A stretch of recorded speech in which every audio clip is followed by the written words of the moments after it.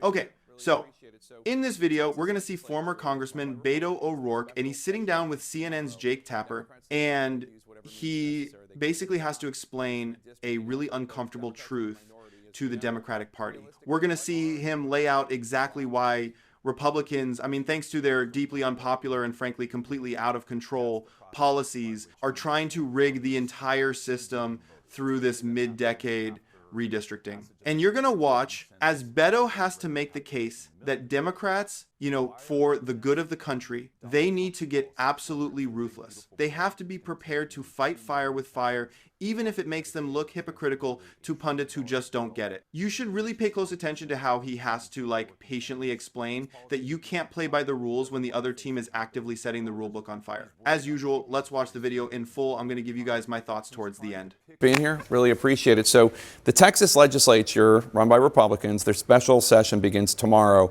Democrats say they're going to use whatever means necessary they can to block this redistricting effort, but Democrats are in the minority, as you know.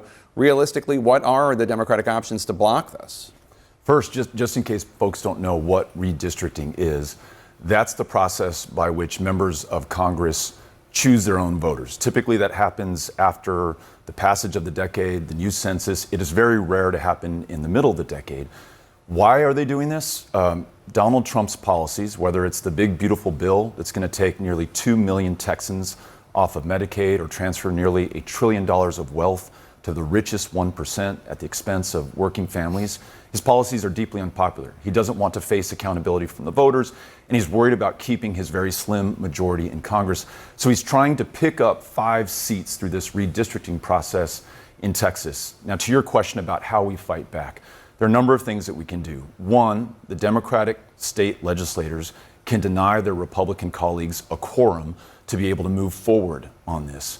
We've seen this before with legislators leaving the state and that sort of thing. Absolutely. And I think they at least have to try this. And all of us, wherever you live, have to get behind them, because if we fail to support them right now, it's not just going to hurt the people of Texas, it's going to hurt people all over this country.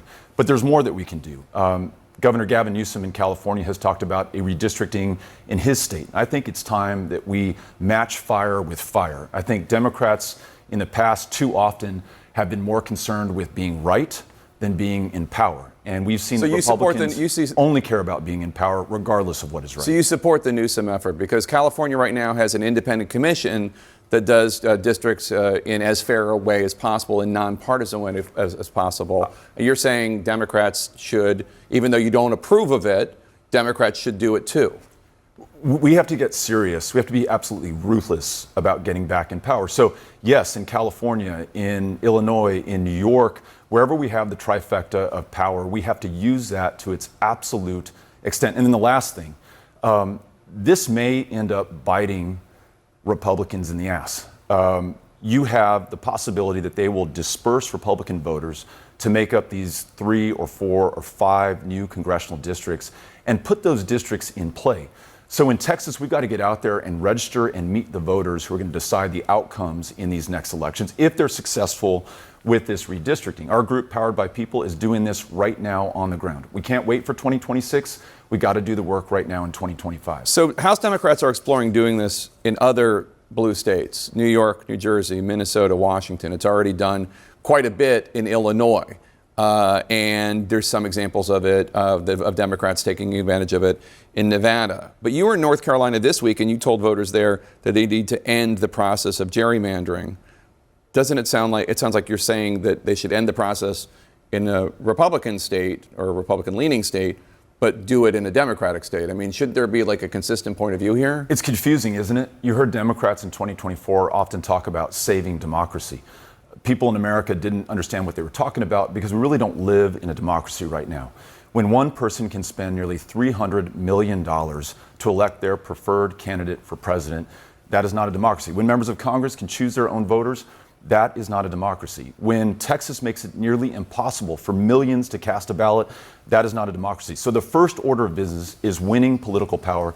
And then, yes, Jake, we've got to get big money out of politics. We've got to get politicians out of the process of redistricting. We have to pass the John Lewis Voting Rights Advancement Act. And we've got to make sure that we overturn decisions like Citizens United that equate corporations with people and money with speech. That will produce a real democracy. But until we are there, we have to use every lever of power that we have right now to our advantage to make sure that we're in office. Because no one wants members of Congress choosing their own voters, but we have no ability to change that until we start winning some elections. You say it sounds confusing, but others might say it's hypocritical, that you're saying this is a horrible thing, and it's members of Congress choosing their voters instead of the other way around, and now Democrats need to embrace it. You know, I think that Democrats have been so scared of being branded as hypocrites or coloring outside of the lines that it has absolutely paralyzed them in this struggle for power in America. You don't see the other side worrying about any of that at all. Donald Trump defying the Constitution, the rule of law, the courts, trying to dismantle our very democracy in front of our eyes right now where we sit. We have got to fight back. We cannot roll over. We cannot play dead. We cannot submit to them as Democrats for far too long have done. We've got to fight back with everything that we've got by every single means necessary. If we don't do that, Jake, we are going to lose this country, and the people that we serve, that we represent, that we want to fight for, they're going to be hurt even more than they are right now. Very quickly, if you would, there's obviously a Senate race coming up in Texas. John Cornyn, the incumbent Republican senator, facing a challenge inside his own party from Paxson, the controversial Attorney General. And Democrats obviously are going to be running as a candidate as well. I know that you have been in a conference call with other potential Democratic candidates. Are you going to run for that seat? I don't know. Right now I'm holding these town halls all over the state of Texas, across the country, to listen to people, to bring them together, and to channel our anger into action, registering people to vote, organizing with voters right now. But I'm very optimistic about Democrats' opportunity in 2026. In Trump's last midterm, in 2018, when I was running against Ted Cruz, not only did we come close to defeating the sitting senator, but 12 insurgent Democrats defeated 12 incumbent Republicans in the state house. Colin Allred, Lizzie Panel Fletcher defeated entrenched, well-funded Republicans. You had 17 black women win judicial positions in Harris County in Houston, Texas. It was transformational for the state of Texas. There will be a price for this extremism from Donald Trump, from the people that he's hurting across the country right now. And I think we'll see that play out in 2026. All right. Beto O'Rourke, former congressman from Texas, Democrat. Thanks so much for being here. Appreciate it. All right. So you saw right there how Beto just laid it all out. I mean, he basically had to explain the whole concept of a political firefight to people who seem to think it's some kind of debate club. You know, my main takeaway from this is, well, it's something Democrats have been struggling with for years. The Republican Party, they're just not a good faith political actor anymore. And trying to deal with them like they are, that's a recipe for absolute disaster. Beto's core thesis is, it's pretty simple. He's saying that democracy is already broken. You can't fix a broken system by politely asking the people who broke it to please stop.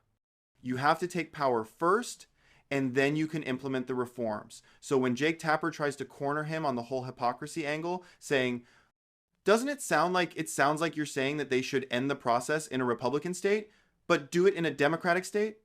Shouldn't there be like a consistent point of view here? Beto's response is just, it's perfect. He says, it's confusing, isn't it? You heard Democrats in 2024 often talk about saving democracy. People in America didn't understand what they were talking about because we really don't live in a democracy right now. The way he answered that, he completely reframed the whole thing with the correct context. You could really hear the frustration in his voice, and it was aimed at the whole situation. You know, the state of play itself, let's be, 100% honest here. The idea that this is hypocrisy is a deliberate misreading of what's happening. It's like saying a person who picks up a chair to defend themselves from an attacker is just as violent as the attacker. It's just utterly nonsensical. The Republican Party, and Beto points this out, is pushing these wildly unpopular policies. They know they can't win on a level playing field, so their entire strategy is just to tilt the field. They gerrymander, they suppress votes, they attack the very foundations of the system. And, in my personal opinion, Beto is articulating the only sane path forward. He says, I think that Democrats have been so scared of being branded as hypocrites or coloring outside of the lines that it has absolutely paralyzed them. You don't see the other side worrying about any of that at all.